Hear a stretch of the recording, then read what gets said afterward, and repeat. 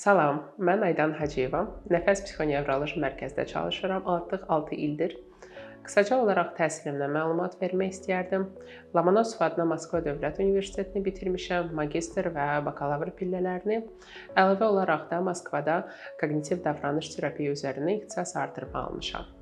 Niyə məhz koqnitiv davranış terapiya? Bu sualla tez-tez müraciət eləyirlər. Mənim üçün ən dəyərlisi odur ki, koqnitiv davranış terapiyada sadəcə simptomları yüngülləşdirmir.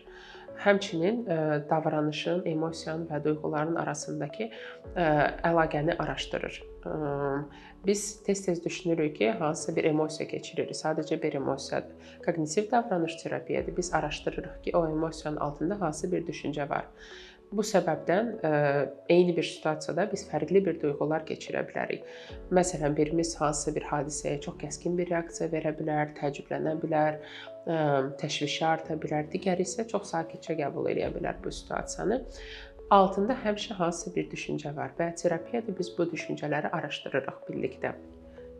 Mənə müraciət edə bilərsiniz əgər əhvalınız tez-tez dəyişir, ya əhvalınız çox aşağı olur, həyatdan zövq ala bilmirsiniz, yaxın bir münasibətlərdə özünüzü güvənli hiss etmirsiniz, münasibət qura bilmirsiniz, qərar verməkdə, seçim etməkdə çətinlik çəkirsiniz və özünüzü tənha hiss edirsiniz, gələcəyi planlamaqda çətinlik çəkirsiniz. Burada biz qəbul və qayğı ilə bu problemləri araşdıracağıq, onların həll yolunu tapacağıq.